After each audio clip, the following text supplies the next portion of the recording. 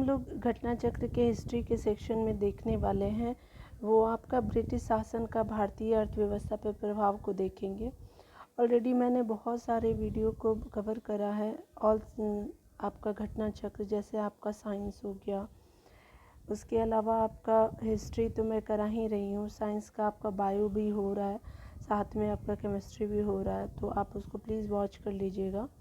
ठीक है, जा कर के एक बार प्लेलिस्ट को ज़रूर देखिएगा कि जो मैंने वीडियो बनाए हैं वो आपके बीपीएससी एग्ज़ाम के लिए या फिर कोई भी एग्ज़ाम जो है ना उसके लिए बहुत ही इम्पॉर्टेंट है। तो चलिए इसको शुरू करते हैं और इम्पॉर्टेंट पॉइंट को देखते हैं और उसके बाद हम लोग एमसीक्यूज़ को भी कर लेंगे जो प्रीवियस ईयर से रिलेटेड है। ठीक है, चलिए इसको देख लेते हैं। यहाँ पे बोला जा रहा है कि ब्रिटिश शासन का भारतीय अर्थव्यवस्था पे प्रभाव की बात की जा रही है। तो सबसे पहले ये बहुत ही इम्पॉर्टेंट चैप्टर है, आप प्लीज़ इसको जो है लाइटली मत लीजिएगा, थोड़ा सा सीरियस होकर के एक बार रिवीजन ज़रूर दीजिएगा। ब्रिटिश शासन के दौरान क्या होता है कि भारत में धनिक वर्ग द्वारा भू संपत्ति में निवेश करने को तरजीह दिए जाने के बाद उद्योगों का कोई स्वतंत्र विकास नहीं हो सका था। ठीक है, ड्यूरिंग ब्रिटिश टाइम। उसके अलावा आपका लॉर्ड कॉर्नवालिस ने 1793 ईस्वी में भू राजस्व की स्थायी बंदोबस्त प्रणाली को प्रारंभ किया और इसे जो है इस्तेमारी या जागीरदारी या फिर मालगुजारी या विश्वेदारी आदि विभिन्न नामों से भी जाना जाता है। ठीक है, अगला अगर बात करें तो यह जो व्यवस्था थी बंगाल, बिहार और उड़ीसा और उत्तर प्रदेश के वाराणसी क्षेत्रों तक क्या थी, लागू थी। इसके अंतर्गत आपको बताया जा रहा है कि इसके अंतर्गत जो है समूचे ब्रिटिश भारत के क्षेत्रफल का लगभग 19% हिस्सा शामिल था। इस जो आपका इस व्यवस्था के अंतर्गत जमींदारों के एक वर्ग को भूस्वामी घोषित कर दिया गया था। अगर बात करें इसमें तो भूमि के लगान का 10/11 भाग कंपनी को देना होता था, 1/11 भाग जो होता है अपने सेवाओं के लिए अपने पास रखना होता था। ठीक है, भाग अपनी सेवाओं के लिए अपने पास रखना होता था। अगर बात करें आपका स्थायी बंदोबस्त के अंतर्गत अगर बात करें आपका जमींदारी छोटे पूंजीगत यानी भद्र नवाब थे। यहाँ पे बताया जा रहा है कि जो अस्थाई बंदोबस्त के अंतर्गत जो जमींदार जो थे वो एक तरह के छोटे पूंजीपति थे यानी भद्र नवाब थे। उसके अलावा आपका कहा जा रहा है कि स्थायी बंदोबस्त या फिर जमींदारी प्रथा के बाद क्या होता है कि अंग्रेजों द्वारा भारत में भू राजस्व वसूली हेतु लागू की गई दूसरी व्यवस्था क्या थी, तो रैयतवाड़ी थी। ठीक है, तो याद रखिएगा कि रैयतवाड़ी जो थी वो आपका दूसरी व्यवस्था थी। इस रैयतवाड़ी को जो है वो जन्म देने वाला जो था वो आपका टॉमस मुनरो और कैप्सन रीड था तथा सर्वप्रथम इसे तमिलनाडु के बारामहल जिले में लागू किया गया था। यानी कौन सा, तो रैयतवाड़ी को। आपका अगला पॉइंट बताया जा रहा है बाद में जो है यह व्यवस्था मद्रास, उसके अलावा बम्बई के कुछ हिस्से, उसके अलावा आपका पूर्वी बंगाल, असम और कुर्ग जो आपका आधुनिक कर्नाटक का एक भाग में लागू की गई। इस प्रथा के अंतर्गत जो है रैयतों को भूमि के मालिकाना और कब्जादारी अधिकार दिए गए थे और प्रत्यक्ष रूप से या फिर सीधे या व्यक्तिगत रूप से वे अपने स्वयं सरकार को भू राजस्व का भुगतान कर सकते थे। रैयतवाड़ी व्यवस्था में इस तरह का प्रावधान दिया गया था। इस व्यवस्था ने कृषक भूस्वामित्व को यहाँ पे इस व्यवस्था ने कृषक भूस्वामित्व की स्थापना की। इसके अंतर्गत अगर देखा जाए तो कुल ब्रिटिश भूमि के भू क्षेत्र का जो 51% हिस्सा शामिल था और इस व्यवस्था के अंतर्गत लगान की वसूली कठोरता से की जाती थी और लगान की दर भी काफ़ी ऊंची थी। यहाँ पे महालवाड़ी व्यवस्था को देखते हैं कि महालवाड़ी व्यवस्था में भू राजस्व व्यवस्था कृषक के साथ नहीं थी बल्कि एक ग्राम या फिर महाल यानी जागीर का एक भाग के साथ स्थापित की जाती थी। ठीक है, इसके अंतर्गत क्या था कि यदि कोई व्यक्ति अपने भूमि छोड़ देता है तो ग्राम सभा उस भूमि को संभाल लेता था और यह ग्राम सभा ही सम्मिलित भूमि यानी शामताल जिसको बोला जाता था, सम्मिलित भूमि क्या था, तो शामताल होता था, अन्य भूमि का स्वामी होता था तथा अन्य भूमि का स्वामी होता था। और यहाँ पे बताया जा रहा है कि यह जो है पद्धति आपका जो महालवाड़ी वाली व्यवस्था जो थी आपकी कहाँ पे थी, तो उत्तर प्रदेश, मध्य प्रांत, पंजाब के कुछ परिवर्तनों के साथ लागू किया गया। और इसके अंतर्गत जो है कुल ब्रिटिश भारत के भू क्षेत्र का 30% जो हिस्सा आपको महालबाड़ी के अंतर्गत रखा गया। ठीक है, आप देख भी सकते हैं कि महालबाड़ी का हम लोग 30% जो है वो उसके बारे में पढ़ रहे हैं। अगर बात करें औपनिवेशिक शासनकाल में आपका भारत सरकार ने गृह शुल्कों यानी होम चार्ज से तात्पर्य जो था वो इंग्लैंड स्थित राज्य सचिव द्वारा भारत सरकार की ओर से किया गया व्यय था। ठीक है, उसके अलावा आपका कहा जा रहा है कि इसमें शामिल थे आपके भारतीय सार्वजनिक ऋण, उसके अलावा रेलवे पर लगाए गए पूंजी पर दिया गया ब्याज, भारत को दी गई सैनिक और अन्य सामग्री की लागत, भारत के कारण जो है वो इंग्लैंड में दिए जाने वाले नागरिक और आपका नागरिक एवं सैनिक शुल्क, भारत के कारण इंग्लैंड में दिए जाने वाले नागरिक और सैनिक शुल्क, इंग्लैंड में राज्य सचिव का सारा व्यय वर्ष 1919 तक जो था वो आपका इंग्लैंड में जो आपका राज्य सचिव का सारा व्यय कहाँ से जाता था, तो भारत से जाता था, तथा भारत सरकार द्वारा यूरोपीय अफसरों को दी जाने वाले भत्ते और पेंशन जो थे वो इसके अंतर्गत आते हैं। ठीक है, अगर बात करें यहाँ पे बोला जा रहा है कि भारत के बाहर हुए युद्धों को लड़ने में अंग्रेजों द्वारा प्रयोग में लाई जाने वाली निधि गृह शुल्कों पर आधारित नहीं थी। ठीक है, तो अगर बात करें तो भारत के बाहर हुए युद्धों को लड़ने में अंग्रेजों द्वारा प्रयोग में लाई जाने वाली निधि जो गृह शुल्कों पर आधारित नहीं थी। अगला बताया जा रहा है कि ब्रिटिश काल में इंपीरियल प्रेफरेंस शब्दावली का प्रयोग जो है वो भारत में ब्रिटिश आयातों पर दी जाने वाली जो आपकी विशेष रियायतों के लिए किया जाता था। ठीक है, भारत में जो ब्रिटिश आयात होते थे उस पर। उसके अलावा कहा जा रहा है इसके तहत जो भारत में ब्रिटिश आयातों पर नामांतर का शुल्क लगता था, यानी बिल्कुल ही नहीं लगता था, जबकि भारत के निर्यातों पर ब्रिटेन में भारी शुल्क लगाया जाता था। ठीक है, भारत के जो निर्यात पर जो है ब्रिटेन में क्या होता था, भारी शुल्क लगाया जाता था। यहीं पे देखते हैं, यहाँ पे बताया जा रहा है कि धन के बहिर्गमन या फिर अपवाह यानी ड्रेन की राष्ट्रवादी परिभाषा का तात्पर्य जो होता है वो भारत से धन संपत्ति एवं माल का इंग्लैंड में हस्तांतरण था, जिसके बदले में क्या होता था कि भारत को उसके समतुल्य कोई भी आर्थिक, वाणिज्यिक एवं भौतिक प्रतिलाभ नहीं होता था। दादा भाई नौरोजी ने धन के बहिर्गमन के सिद्धांत के सबसे पहले और सर्वाधिक प्रखर प्रतिपादक थे। उन्होंने अपने लेखों एवं पुस्तकों में लिखा कि इंग्लैंड डेब्ट to India, poverty and un British rule of India in India. ठीक है, poverty and un British rule in India, the wants and means of India, on the commerce of India के प्रवाह से अपने अपवाह का सिद्धांत दिया। ठीक है, पुस्तकों के माध्यम से ये आप इनकी किताबें हैं जो दादा भाई नौरोजी हैं, उनकी किताबों के माध्यम से जो अपवाह सिद्धांत दिया गया था। अगर देखिए डिटेल में यहाँ पे बताया जा रहा है कि रमेश चंद्र दत्त ने भी धन के बहिर्गमन के सिद्धांत पे बल दिया। उन्होंने अपने लेख इकोनॉमिक हिस्ट्री ऑफ इंडिया में यह मत स्पष्ट किया था कि आपका इकोनॉमिक हिस्ट्री ऑफ इंडिया किसकी है, तो ये रमेश चंद्र दत्त की है। और यह मत प्रकट किया कि सकल राजस्व का आधा भाग प्रतिवर्ष भारत से बाहर चला जाता है। ठीक है, और आपका जो भारतीय राष्ट्रीय कांग्रेस ने 1896 में कलकत्ता अधिवेशन में क्या किया कि आधिकारिक तौर पर बहिर्गमन के सिद्धांत को स्वीकार किया। और उस समय क्या हुआ कि कांग्रेस ने घोषणा की कि देश में पड़ने वाले अकालों और लोगों की निर्धनता का कारण वर्षों से लगातार चला आ रहा है धन का क्या है, बहिर्गमन है। ठीक है, यानी इंडिया का धन जो इंग्लैंड जा रहा है वो सबसे बड़ा भारत के गरीब होने और अकाल पड़ने का रीज़न है। ठीक है, सर सैयद अहमद खान जो थे वो ब्रिटिश शासन के प्रति वफादार थे और मुस्लिम समाज का विकास वे अब भारत में आंग्ल सत्ता के बने रहने में भी संभव मानते थे। ठीक है, मतलब कहने का मतलब कि उनका मानना था कि जब तक ये ब्रिटिश है तब तक जो है वो भारत का क्या होगा, शासन अच्छे से चल पाएगा, और मुस्लिम समाज का विकास वो करना चाहते थे, ठीक है। अंग्रेज सत्ता के बने रहने से ही संभव हो पाएगा।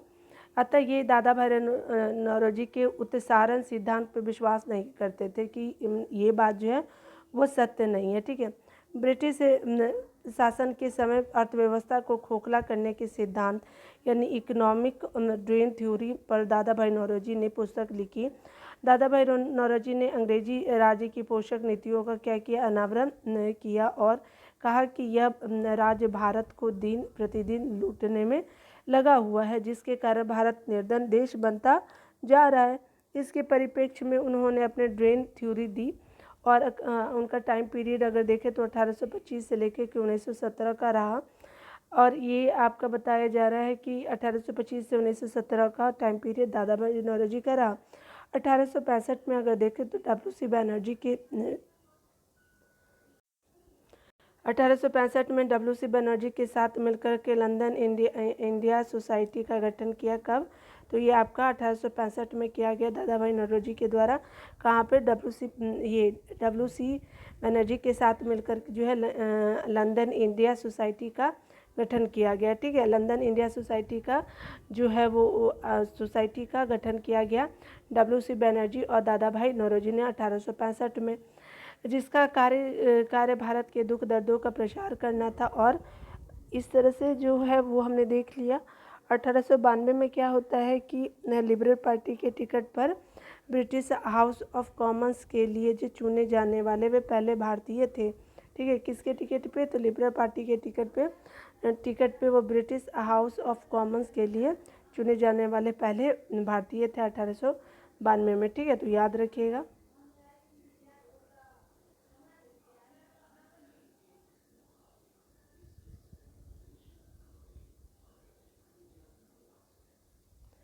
चलिए यहाँ पे कुछ प्रश्नों को देख लेते हैं। यहाँ पे क्या बोला जा रहा है, तो कहा जा रहा है कि भारत में औपनिवेशिक शासनकाल में होम सार्चेज जो था वो क्या था कि भारत से संपत्ति दोहन का महत्वपूर्ण अंग था, ठीक है।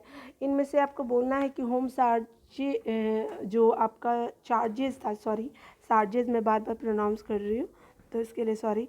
होम चार्जेस जो था, ठीक है, आप चार्ज याद रखिएगा, ठीक है, मतलब हमेशा प्रोनाउंस करने में दिक्कत हो जा रहा है।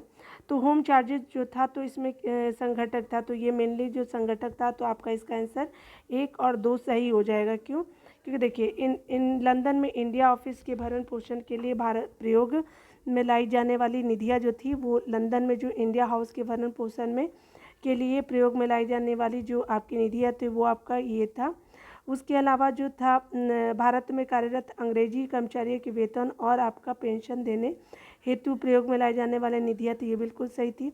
अगला देखिए, भारत के बाहर हुए युद्धों को लड़ने में अंग्रेजों द्वारा प्रयोग में लाई जाने वाली निधि थे, नहीं। भारत के बाहर जो थी इस तरह का कोई भी इनिशिएटिव नहीं था, ठीक है। भारत के बाहर हुए युद्धों को लड़ने में अंग्रेजों द्वारा प्रयोग में लाई जाने वाली निधि नहीं थी। तो इस तरह से आप देखेंगे पहला का आंसर 1 और 2 हो जाएगा, ठीक है। देखिए यहाँ पे हम लोग जैसे आप आंसर भी देख सकते हैं। देखिए यहाँ पे बोला जा रहा है कि औपनिवेशिक शासनकाल में जो है भारत सरकार की गृह शुल्क से तात्पर्य जो है इंग्लैंड स्थित राज्य सचिव द्वारा भारत सरकार की ओर से किया गया था। इसमें क्या था शामिल था, तो इसमें जो है भारतीय सार्वजनिक ऋण, इसमें जो आपका शामिल था तो क्या था कि आप देख सकते हैं कि भारतीय सार्वजनिक रील एवं रेलों पर लगाई गई पूंजी पर दिया गया ब्याज था। भारत को दी गई सैनिक एवं अन्य सामग्री की लागत थी। भारत के कारण इंग्लैंड में दिए जाने वाले नागरिकों और सैनिक शुल्क था। इंग्लैंड में राज सचिव का सारा व्यय सैनिक शुल्क था, ठीक है। भारत के कारण जो है वो आपका जो था भारत को भी को दी गई सैनिक और अन्य सामग्री की लागत थी। उसके अलावा भारत के कारण जो इंग्लैंड में दी जाने वाली नागरिक और आपका सैनिक शुल्क भी था। इंग्लैंड में राज्य सचिव का सारा व्यय जो 1919 तक ये राज्य सचिव को व्यय किया जाता था, ठीक है, उसके बाद बदल जाता है। अगर बात करें भारत सरकार द्वारा यूरोपीय अफसरों को दी जाने वाली भत्ते और पेंशन भी थी। और आपका जो है बताया जा रहा है कि भारत के बाहर हुए युद्धों को लड़ने में अंग्रेजों द्वारा प्रयोग में लाई जाने वाली निधि गृह शुल्कों पर भारित नहीं थी, ठीक है, तो याद रखिएगा पहला और दूसरा। देखिए यहाँ पे बोला जा रहा है क्या कि आपका शब्द इम्पीरियल प्रेफरेंस का प्रयोग होता है। तो ब्रिटिश आपका क्या था कि ये जो था आपका भारत में ब्रिटिश आयातों पर दी गई विशेष रियायतों के लिए आपका इम्पीरियल प्रेफरेंस का प्रयोग किया जाता था।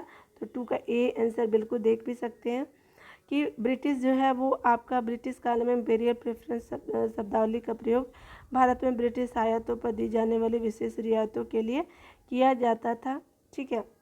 देखिए अगला बताया जा रहा है क्या कि अगर आप बात करें तो यहाँ पे बताया जा रहा है कि ब्रिटिश शासन के दौरान जो है भारत में उद्योगों का कोई स्वतंत्र विकास नहीं हुआ। इसका क्या कारण था? तो धनिक वर्ग द्वारा भू संपत्तियों में निवेश करने को तरजीह दिया जाना जो था वो सबसे बड़ा कारण था, ठीक है। तो याद रखिएगा डी आंसर बिल्कुल सही हो जाएगा। देख भी सकते हैं कि ब्रिटिश शासन के दौरान भारत में धनिक वर्ग द्वारा भू संपत्ति में निवेश करने को वरीयता दिए जाने के कारण जो है उद्योगों का कोई स्वतंत्र विकास नहीं हो सका, ठीक है। देखिए यहाँ पे बताया जा रहा है कि इस्तिमरारी बंदोबस्त किसने लागू किया। इस्तिमरारी बंदोबस्त जो था वो लॉर्ड कॉर्नवालिस के टाइम में लागू किया गया था। देखिए यहाँ पे बताया जा रहा है कि 1793 में क्या होता है कि आपका लॉर्ड कॉर्नवालिस ने भू राजस्व की अस्थाई बंदोबस्त को क्या किया, प्रणाली का क्या किया कि प्रारंभ किया। इसे क्या कहते हैं, इसे आपका इस्तिमरारी भी कहते हैं, जागीरदारी भी कहते हैं, मालगुजारी एवं विश्वेदारी भी आदि भी कहते हैं। भिन्न भिन्न नामों से भी जाना जाता है। ये व्यवस्था जो है वो आपका बंगाल, बिहार, उड़ीसा, उत्तर प्रदेश के आपके वाराणसी तक के क्षेत्रों में जो लागू था। इसके यहाँ पे बताया जा रहा है कि इसके अंतर्गत जो है वो समूचे ब्रिटिश भारत के क्षेत्रफल का लगभग 19% जो था वो आपका अस्थायी बंदोबस्त के अंतर्गत था। इस व्यवस्था के अंतर्गत बोला जा रहा है कि आपका इस व्यवस्था के अंतर्गत जमींदारों का एक नए वर्ग का भूस्वामी घोषित किया गया, ठीक है। जमींदारों के एक नए वर्ग को जो है भूस्वामी घोषित किया गया, जिसे बताया जाता है कि इसके अंतर्गत क्या किया जाता था कि ये भूमि के लगान का 10/11 भाग जो था वो कंपनी को देना था और आपका 1/11 भाग जो था वो अपनी सेवाओं के लिए अपने पास रखना होता था। अस्थायी बंदोबस्त के अंतर्गत जो थे वो आपके कौन थे, तो ये आपके जमींदार, छोटे पूंजीपति, भद्र नवाब जिनको कहते हैं वे थे, ठीक है। देखिए यहाँ पे बोला जा रहा है कि किसके काल में जो है वो अस्थायी बंदोबस्त प्रारंभ किया गया, तो ये आपका लॉर्ड कॉर्नवालिस और कब 1793 के टाइम में। देखिए यहाँ पे बताया जा रहा है कि अस्थायी बंदोबस्त किससे किया गया था, तो ये आपका किया गया था आपके जमींदारों के द्वारा, आपके जमींदारों के साथ किया जाता है। देखिए अगला बताया जा रहा है कि अस्थायी बंदोबस्त जो था वो किसके साथ किया जाता है, ये जमींदारों के साथ। देखिए जितना भी प्रीवियस ईयर ही है ना, तो ये सारा प्रीवियस ईयर ही हम लोग करेंगे। देखिए यहाँ पे बताया जा रहा है क्या कि 8 नंबर प्रश्नों को देखिए, तो किस गवर्नर जनरल ने जो है वो भारत में अस्थायी भू राजस्व व्यवस्था स्थापित की, तो ये आपका लॉर्ड कॉर्नवालिस था जो 1793 में करते हैं, ठीक है। यहाँ पे भी देख लीजिए वही वाले प्रश्नों को बार बार यहाँ पे कहा जा रहा है कि अस्थायी बंदोबस्त जो था वो आपका लागू किया गया था, तो कब लागू किया गया था, तो ये आपका 1793 में लागू किया जाता है। 9 का डी आंसर बिल्कुल सही हो जाएगा।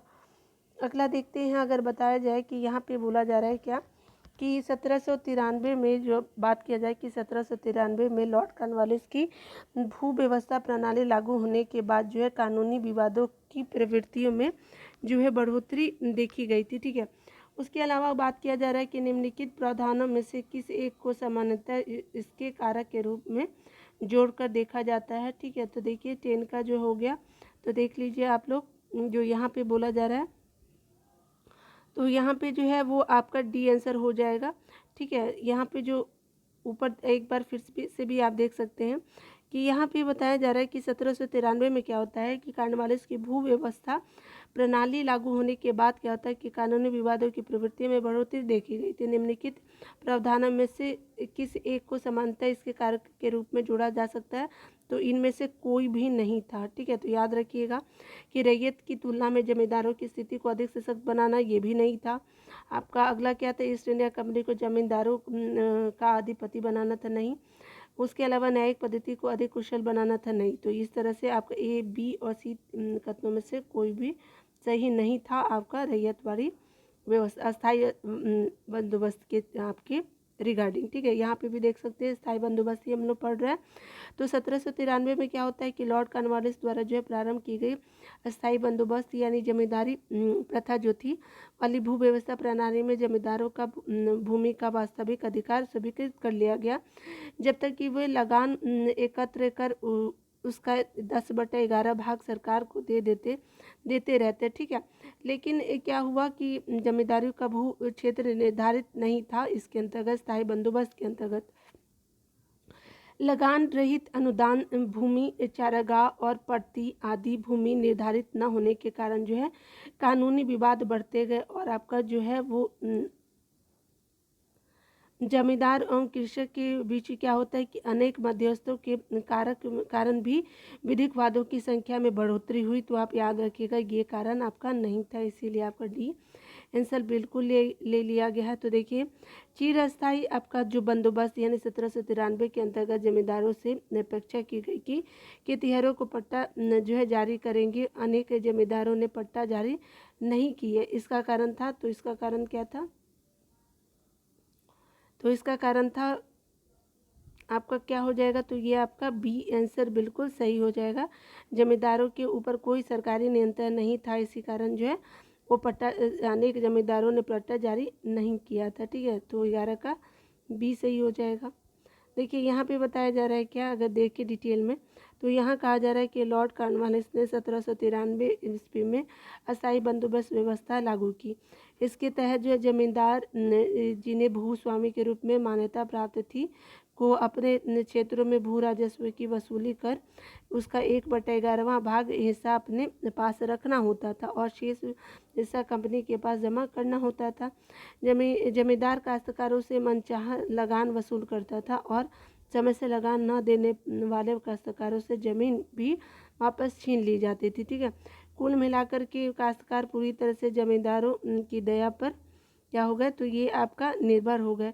जमींदारों के ऊपर कोई सरकारी नियंत्रण नहीं था तथा इस कारण क्या होता था कि बहुत से मामलों में पट्टे जारी नहीं किए जाते थे।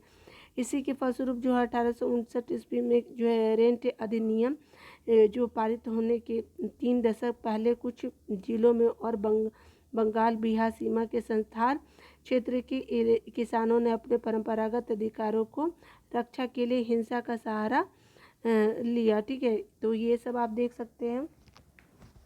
ठीक है, यहाँ देखिए बिहार में आपका बोला जा रहा है कि बिहार में परंपरागत जो आपका परमानेंट सेटलमेंट लागू करने का कारण था।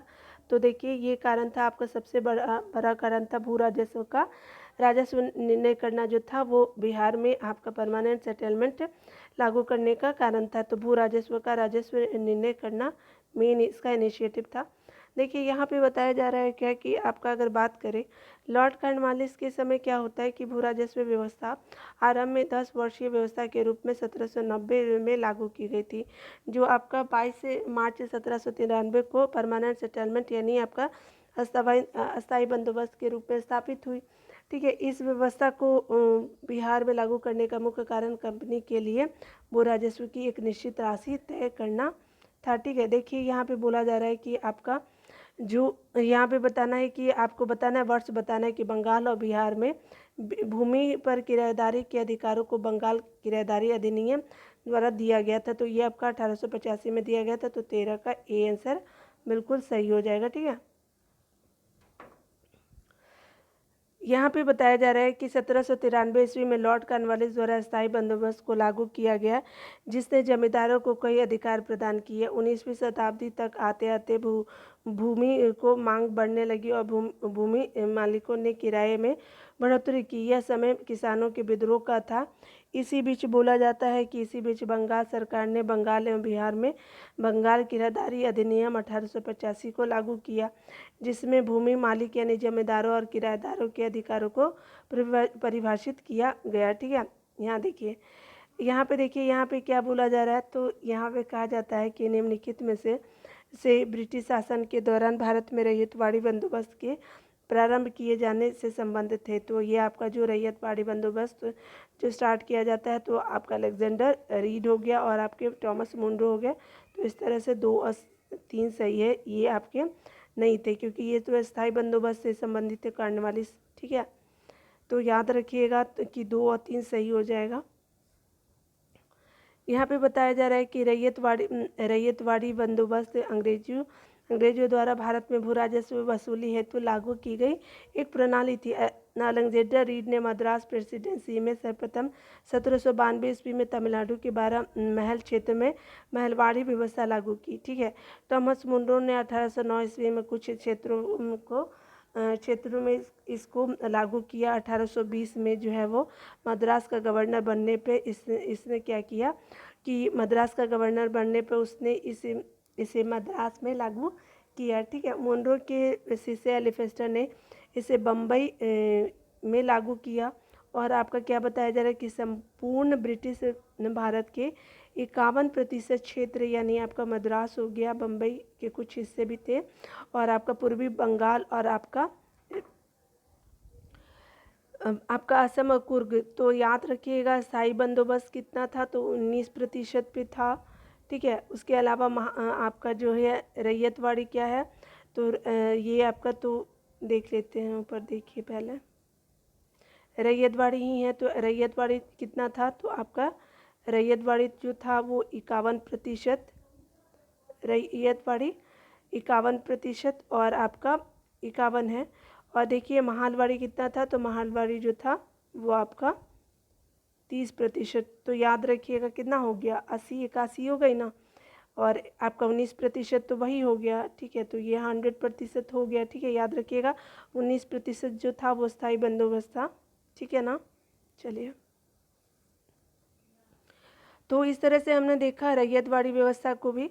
उसके अलावा बताया जा रहा है कि इस व्यवस्था यानी रैयतवाड़ी व्यवस्था के अंतर्गत जो रैयतों को भूमि का मालिकाना हक दिया गया था, जिसके द्वारा क्या हो कि प्रत्यक्ष रूप से सीधे या फिर व्यक्तिगत रूप से भू राजस्व अदा करने के लिए उत्तरदायी थे। ठीक है, 1836 ईस्वी के बाद क्या होता है कि विनगेट और आपका गोल्ड स्मिथ द्वारा इस व्यवस्था में सुधार किए गए। ठीक है, चलिए यहाँ देखिए, यहाँ पे बोला जा रहा है कि भू राजस्व की स्थायी बंदोबस्त या रैयतवाड़ी प्रणाली क्रमशः शुरू की गई थी। तो बंगाल और मद्रास में ये आपका शुरुआत किया गया था कि भू राजस्व की स्थायी बंदोबस्त और रैयतवाड़ी प्रणाली शुरू की गई थी। तो 15 का ए बिल्कुल सही हो जाएगा। अगला यहाँ पे बताया जा रहा है कि सर टॉमस रो भू राजस्व बंदोबस्त से संबंधित थे। तो ठीक है, तो रैयतवाड़ी से संबंधित थे ये आपका सर टॉमस मुनरो भू राजस्व संबंधित थे। तो ये रैयतवाड़ी व्यवस्था से संबंधित था उनका। अगर बात करें, यहाँ पे बताया जा रहा है कि ब्रिटिश भारत में रैयतवाड़ी व्यवस्था संग्रह प्रचलित था। तो आपका कहाँ कहाँ रैयतवाड़ी था, तो आपका जो था वो पश्चिम भारत में भी था और दक्षिण भारत में भी जो था वो आपका रैयतवाड़ी व्यवस्था था। ठीक है, तो याद रखेंगे CND। अगर बात करें मद्रास के रैयतवाड़ी व्यवस्था को कौन संबंधित है, ये आपका मुनरो था। कहाँ, मद्रास में। CN से सही हो गया। रैयतवाड़ी व्यवस्था प्रारंभ की गई थी, तो ये टॉमस मुनरो के द्वारा स्टार्ट किया जाता है।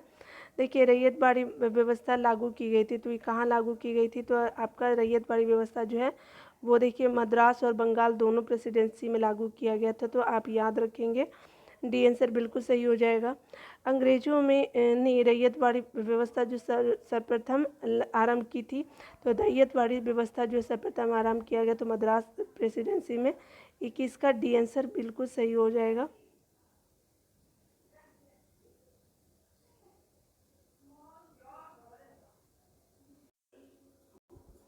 देखिए, अगले प्रश्न को अगर हम देखें तो यहाँ पे बोला जा रहा है कि रैयतवाड़ी बंदोबस्त के संदर्भ में आपको ध्यान देना है कि ये जो आपका कौन सा कथन जो सही है, ठीक है। किसानों द्वारा लगान सीधे सरकारों को दिया जाता था, बिल्कुल। रैयत का मतलब ही होता है किसान। सरकार रैयत को पट्टे देती थी, बिल्कुल सही।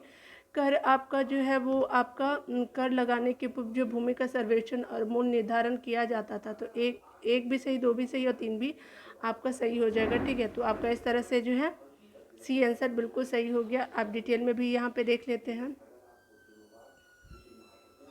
यहाँ पे बताया जा रहा है कि दक्षिण भारत में अगर बात करें तो उत्तर भारत की तरह बड़े बड़े भूखंड एवं आपका बड़े जमींदारों के अभाव में जो है वो रैयतवाड़ी व्यवस्था को लागू किया गया। इस व्यवस्था के सूत्रपात जो थे वो इस व्यवस्था का स्टार्ट करने वाले जो थे आपके कैप्टन रीड और थॉमस मुनरो ने किया था। और आपका रैयतवाड़ी व्यवस्था के अंतर्गत किसानों को अपने ज़मीन का मालिक माना जाता था, जो सीधे आपका व्यापार कर सकते थे तथा कर का निर्धारण भूमि का सर्वेक्षण भी कर सकते थे। करने के बाद क्या करते थे, कर का निर्धारण भूमि का सर्वेक्षण करने के बाद किया जाता था, ठीक है। कि आपका भूमि का सर्वेक्षण कर लिया उन्होंने और फिर आपका टैक्स लगाया गया। भूमि सर्वेक्षण के बाद लगाने के लिए किसान और सरकार के बीच एक समझौता होता था। किसान की सहमति के बाद उसे पट्टा दिया जाता था, जो भूमि पर उसकी निजी संपत्ति का प्रमाण होता था, ठीक है। तो ये आपका मेनली हो गया डिटेल में। देखेंगे यहाँ पे क्या है, बोला जाए कि वह प्रथा जिसके तहत क्या होता है कि किसान स्वयं भूमि का मालिक होता है और सरकार को भू राजस्व के भुगतान के लिए आपका जिम्मेदार माना जाता है। तो ये कौन सा था, तो ये आपका रैयतवाड़ी व्यवस्था था ना। तो आप देख सकते हैं आपका बी आंसर बिल्कुल सही हो जाएगा। तो रैयतवाड़ी व्यवस्था के बारे में अगर पढ़े तो किसान स्वयं भूमि का मालिक होता था और सरकार को भू राजस्व के भुगतान के लिए जिम्मेदार माना जाता। यहाँ देखिए बताया जा रहा है कि नीचे दिए गए कथनों पे विचार करना है, ठीक है, और कथन कारण पे बताना है। ब्रिटिश सरकार ने भारत के अलग अलग भागों में भू राजस्व की व्यवस्था लागू की थी, बिल्कुल सही। इसकी क्या कारण क्या था, तो इससे भारतीय किसानों में अलग अलग वर्ग बन गया, ठीक है। तो इस तरह से आप याद रखेंगे और सही उत्तर को बताना है। तो इसके अंतर्गत अगर देखें तो आपका ए और आर जो है दोनों सही है, आर ए की सही व्याख्या करता है, ठीक है। तो आपका ए आंसर बिल्कुल सही हो जाएगा। यहाँ पे देखिए क्या बोला जा रहा है कि ब्रिटिश सरकार ने क्या किया कि भारत के अलग अलग भागों में भू राजस्व की अलग अलग व्यवस्था लागू की। ये व्यवस्था थी अस्थायी बंदोबस्त प्रणाली, रैयतवाड़ी व्यवस्था, महालवाड़ी व्यवस्था और अस्थायी बंदोबस्त व्यवस्था। आपका जो था वो आपका अस्थायी बंदोबस्त की बात करें तो आपका जो है बंगाल, बिहार और उड़ीसा में थी। और आपका उत्तर प्रदेश के वाराणसी तक क्षेत्रों में जो है वो आपका अस्थायी बंदोबस्त था। अगर बात करें इसके अंतर्गत समूचा जो क्षेत्र था उसका 19% जो है स्थायी बंदोबस्त के अंतर्गत था भारत का क्षेत्र में। और रैयतवाड़ी व्यवस्था में बताया जा रहा है कि यहाँ जो 51% जो है वो आपका हिस्सा था रैयतवाड़ी में। इसमें मद्रास, बम्बई के कुछ हिस्सों में और पूर्वी बंगाल की बात करें, आसाम और कुर्ग यानी कर्नाटक में आपका जो है रैयतवाड़ी व्यवस्था स्टार्ट किया गया था। महालवाड़ी व्यवस्था की अगर बात करें तो यहाँ पे जो है महालवाड़ी जो पद्धति होती है उसमें 30% हिस्सा था ये आपका संयुक्त प्रांत था, मध्य प्रांत और का पंजाब वाला प्रांत था, ठीक है। कुछ परिवर्तनों के साथ लागू किया गया थे। इससे क्या होगा कि भारतीय किसानों में अलग अलग वर्ग बन गए तथा ये कहा जा रहा है कि कथन और कारण दोनों सत्य है तथा कारण आर जो है एक ही आपकी व्याख्या कर रहा है सही से। पंजाब भूमि हस्तांतरण अधिनियम का पारित किया गया, तो 1900 में पंजाब भूमि हस्तांतरण पारित किया गया था, ठीक है। और ये देखिए पंजाब भूमि हस्तांतरण अधिनियम 1900 में पारित किया गया, जिससे कृषकों की भूमि का जो गैर कृषकों के पास जो हस्तांतरित होना समाप्त हो गया, ठीक है। देखिए यहाँ पे कहा जा रहा है कि असम में जो है वो सर्वप्रथम चाय कंपनी की स्थापना कब की गई थी, तो ये असम में चाय कंपनी की स्थापना जो है 1839 में किया गया था, ठीक है। देखिए यहाँ पे बताया जा रहा है कि सर्वप्रथम चाय कंपनी की स्थापना 1839 में असम में किया जाता है। इस यह जो है कंपनी 5 लाख रुपए की पूंजी के साथ इंग्लैंड में स्थापित की गई थी, ठीक है। और क्या यहाँ पे यह कंपनी जो है 5 लाख रुपए की पूंजी के साथ इंग्लैंड में स्थापित की गई थी तथा नजीरा आपका असम में इस कंपनी का मुख्यालय भी था। द असम कंपनी भारत की सबसे पुरानी व्यवसायिक कंपनी है जो वर्तमान में भी कार्यरत है, ठीक है।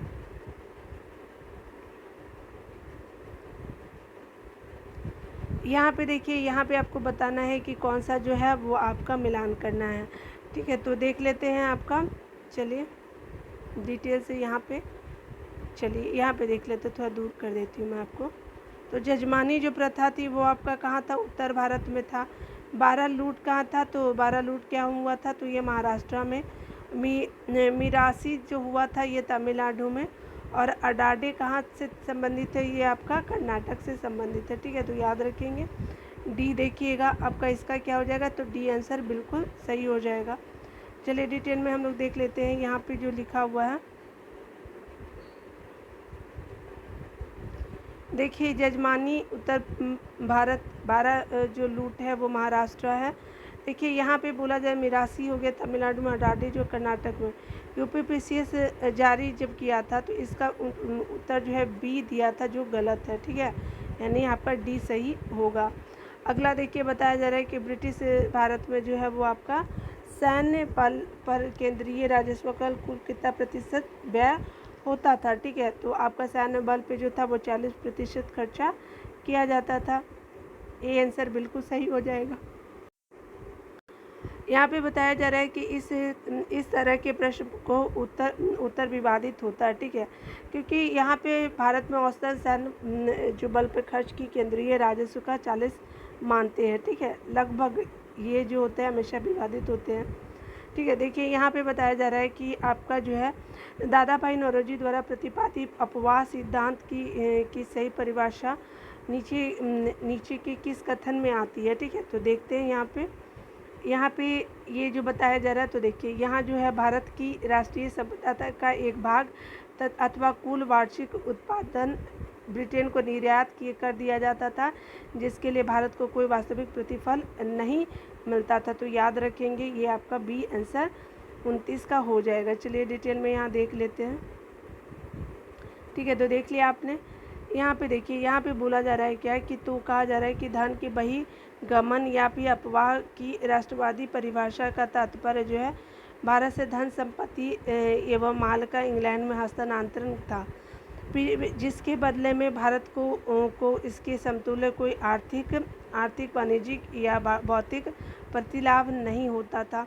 अपवाह सिद्धांत के तहत इसी प्रतिफलित निर्यात पर बल दिया गया। आपका दादा भाई नौरोजी धन के बहिर्गमन के सिद्धांत के सबसे पहले और सर्वाधिक प्रखर प्रतिपादक थे, ठीक है। दादा भाई नौरोजी जो थे, उनकी लेखित पुस्तकें जो थी उनके बारे में देख लेते हैं। England debt to India, property and un British rule in India हो गए, the wants and means of India हो गए, या फिर on the commerce of India के माध्यम से अपने अपवाह सिद्धांत प्रतिपादन किया, ठीक है। यहाँ पे बताया जा रहा है कि निम्न में से किसने निकास के सिद्धांत को प्रतिपादन किया, तो ये दादा भाई नौरोजी थे। आपका ए आंसर बिल्कुल सही हो जाएगा। देखिए यहाँ पे बताया जा रहा है कि अंग्रेजों के शासनकाल में भारत के आर्थिक दोहन का सिद्धांत किसने प्रतिपादित किया, तो ये आपका दादा भाई नौरोजी ही थे, ठीक है। अगला देखिए यहाँ पे कहा जा रहा है, तो अगर बात करें, देखिए यहाँ पे जो कहा जा रहा है, तो ब्रिटिश काल में सामान्यतः जो है भारत का व्यापार संतुलन अनुकूल था, बिल्कुल था, और ठीक है। और धन की निकासी का स्वरूप जो था वो प्रतिफलित निर्यात था, ठीक है।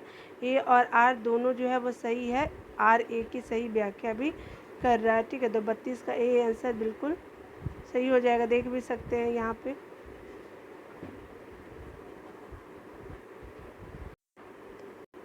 यहाँ अगर बात करें तो बहिर्गमन या अथवा निकासी की राष्ट्रवादी परिभाषा का तात्पर्य जो है भारत से धन संपत्ति एवं माल का इंग्लैंड में हस्तांतरण था, ठीक है।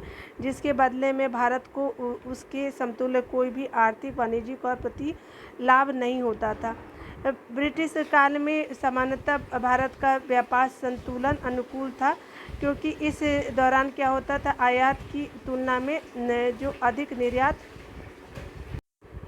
यहाँ पे जो बताया जा रहा है, तो जैसे हमने देख लिया कि यहाँ जिसके बदले में जो है भारत को उसके कोई समतुल्य कोई भी आर्थिक और वाणिज्यिक प्रति लाभ नहीं होता था।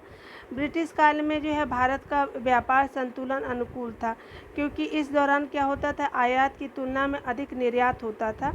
ईस्ट इंडिया कंपनी के धन निष्कासन के स्रोत जो थे वो व्यापारिक एकाधिकार से प्राप्त लाभ था, कंपनी के कर्मचारियों के वेतन एवं पेंशन, उसके अलावा कंपनी के निवेशकों को दी जाने वाली लाभांश थी। ठीक है।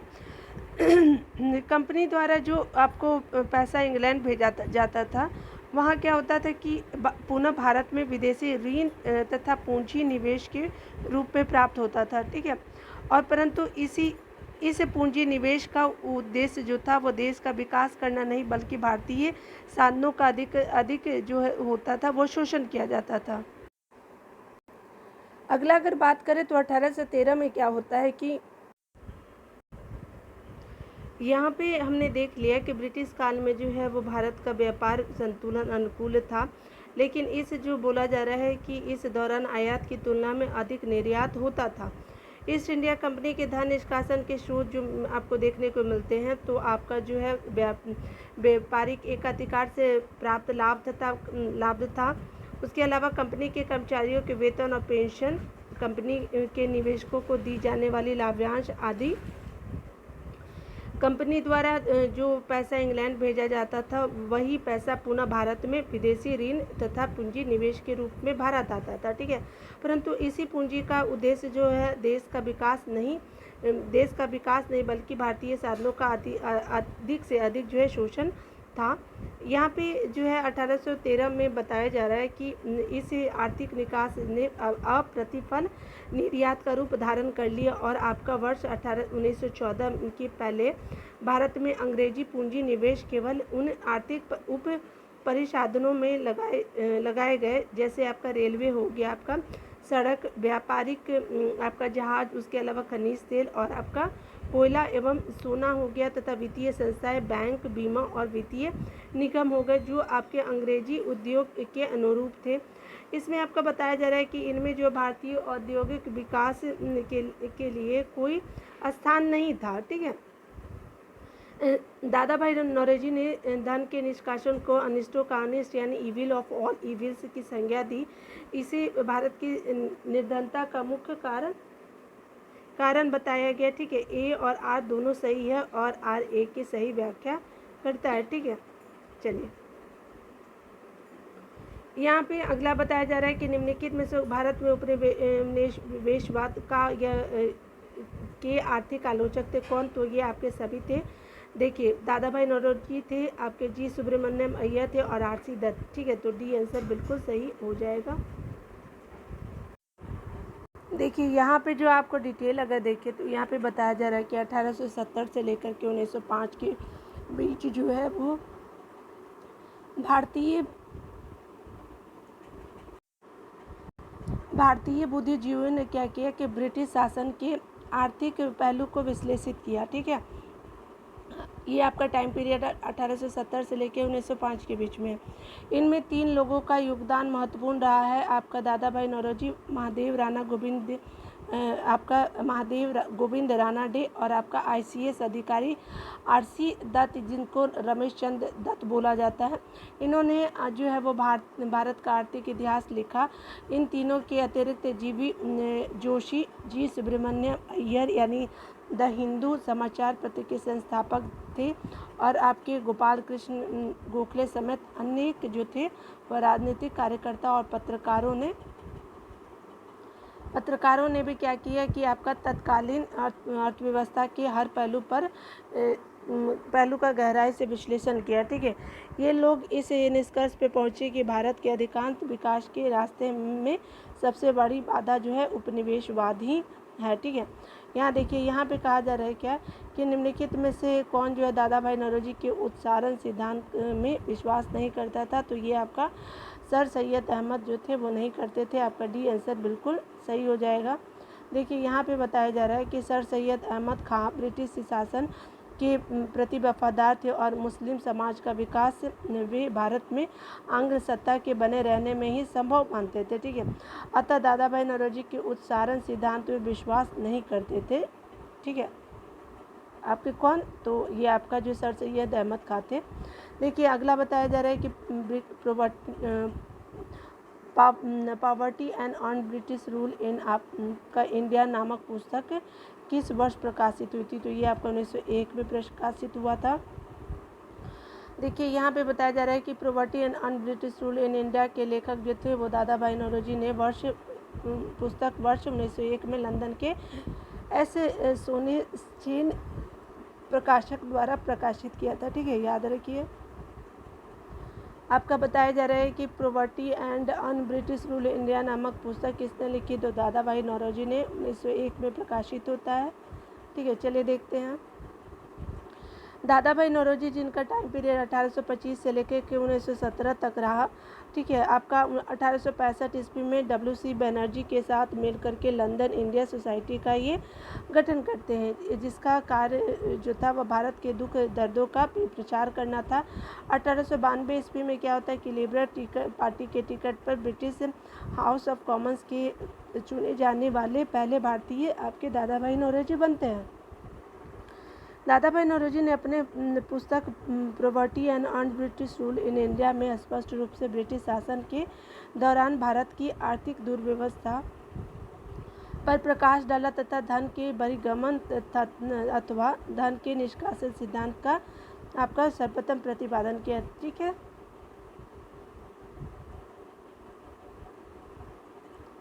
अगला आप देखेंगे डिटेल से कि ब्रिटिश आपका कहा जा रहा है कि ब्रिटिश हाउस ऑफ कॉमन्स में चुने जाने वाले दादा भाई नौरोजी प्रथम व्यक्ति थे उन्होंने जिन्हें इस दल के टिकट पे चुना गया था। तो कौन सा आपका टिकट मिला था? तो उदारवादी दल के टिकट पे वो चुने गए थे। देखिए अगला बताया जा रहा है क्या कि ब्रिटिश शासन के दौरान जो होता है कि अर्थव्यवस्था को खोखला करने वाला इकोनॉमिक ड्रेन के सिद्धांत के बारे में पुस्तक लिखी थी। तो ये लिखा गया था दादा भाई नौरोजी जी के द्वारा।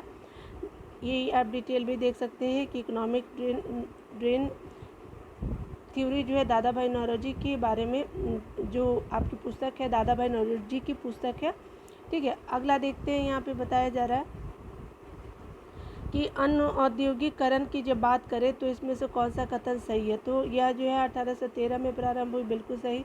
ईस्ट इंडिया कंपनी ने व्यापारिक एकाधिकारों की समाप्ति ने इस प्रक्रिया को तेज कर दिया, बिल्कुल सही। 1 और 2 बिल्कुल सही हो गया।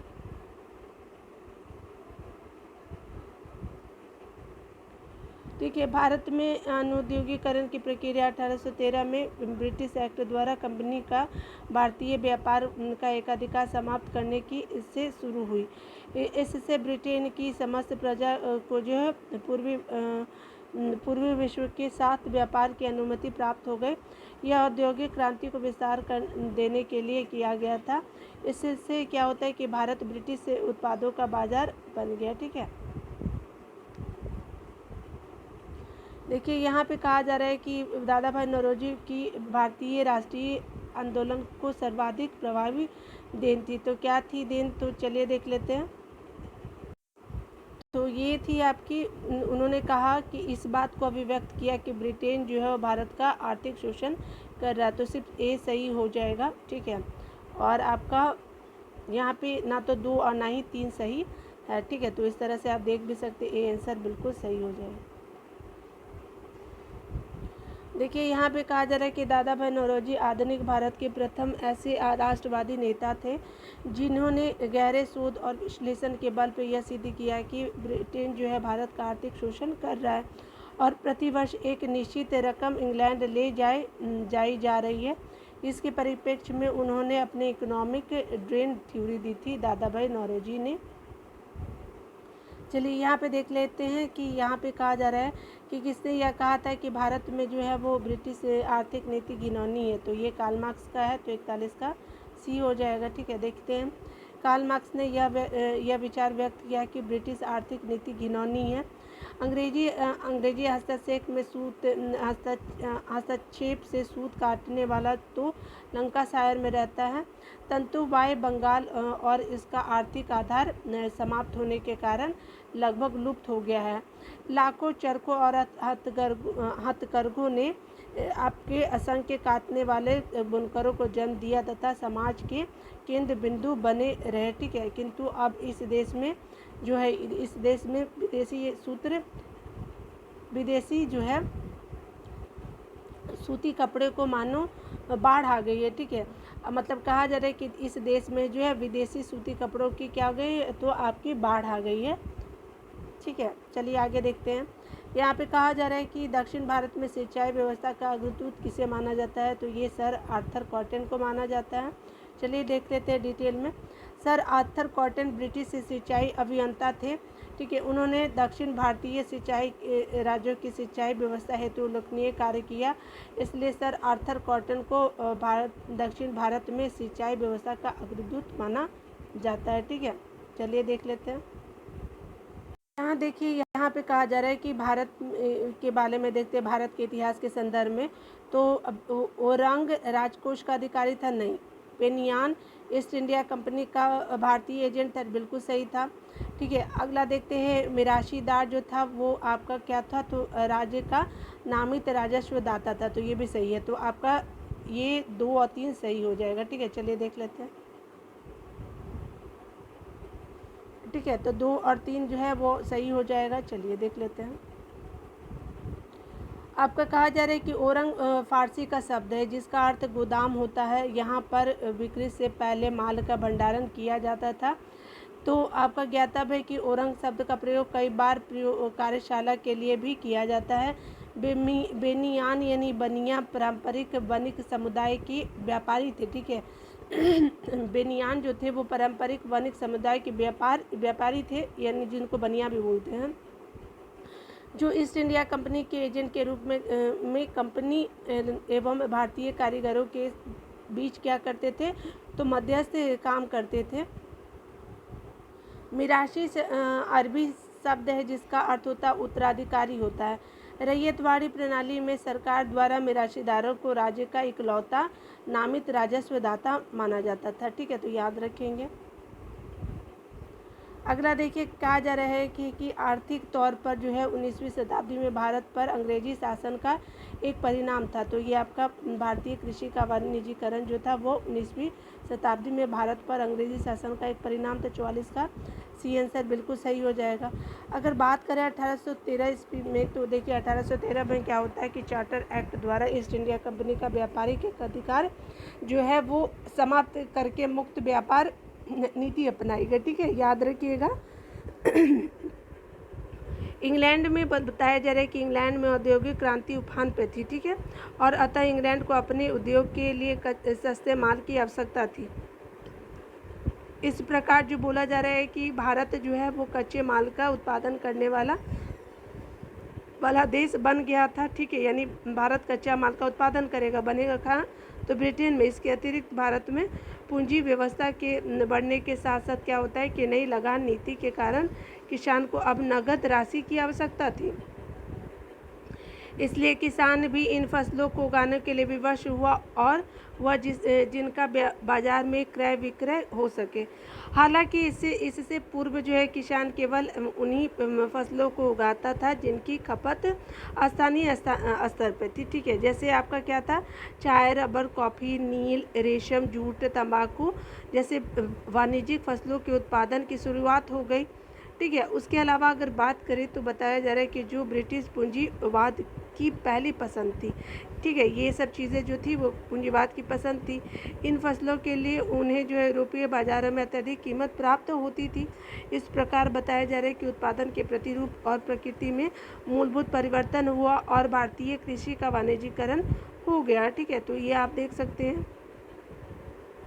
45 नंबर प्रश्न को देखें तो यहाँ कहा जा रहा है कि देखिए, यहाँ पे कहा जा रहा है कि निम्नलिखित में से जो है कौन सा कथन औद्योगिक क्रांति के द्वारा 19वीं शताब्दी के पूर्वार्ध में भारत पर पड़े प्रभाव की सही व्याख्या करता है। तो ये भारतीय दस्तकारी उद्योग नष्ट हो गए थे, ठीक है। तो 45 का ये आंसर बिल्कुल सही हो गया। अगला देखिए, यहाँ पे कहा जा रहा है क्या कि अगर बात करें तो 19वीं शताब्दी में औद्योगिक क्रांति के फलस्वरूप क्या होता है कि भारतीय क्रूटी जो थे वो आपका उद्योगों पर बुरा प्रभाव पड़ा था औद्योगिकरण के बाद। इस युग को भारत में जो औद्योगिकरण का कारक कहते हैं। इसके लिए आगे लिखित निम्नलिखित आपकी नीतियाँ निर्धारित थी, ठीक है।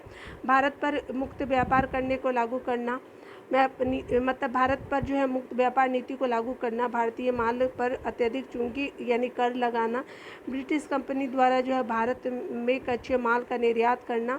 और आपका बताया जा रहा है कि ब्रिटिश कंपनी द्वारा भारत में कच्चे माल भारत से आपका ब्रिटेन जाएगा। ये रेल मार्ग का विकास करना, क्योंकि अगर प्रोडक्ट बनेगा तो बिकेगा कहाँ, सैन्य जो है एक जगह से दूसरे जगह सैन्य बल जाएगा कहाँ, इसलिए भी विदेशी निर्माताओं को उद्योग लगाने के लिए विशेष सुविधाएं देना इत्यादि। इन सभी कारणों ने क्या किया कि भारतीय परंपरागत दस्तकारी उद्योग का विनाश कर दिया। इस संबंध में कार्ल मार्क्स ने लिखा कि यह जो है अंग्रेज घुसपैठिया था, ठीक है, जिसने भारतीय खड्डी को क्या किया, तोड़ दिया और चरखे का क्या कर दिया कि आपका नाश कर दिया, तथा जो देश सूती वस्त्र के लिए जाना जाता था उसे सूती वस्त्रों से भर दिया, ठीक है। यानी वो दूसरे देश को नहीं भेजेगा, लेकिन वहाँ पे दूसरे देश का सूती वस्त्र ज़रूर पहुँच जाएगा। तो ठीक है, यहाँ तक तो हमने देख लिया। तो चलिए अगला मिलते हैं। आपका वीडियो देखने के लिए बहुत बहुत थैंक यू, ठीक है। तो इसको ज़रूर वॉच कर लीजिएगा। Take care.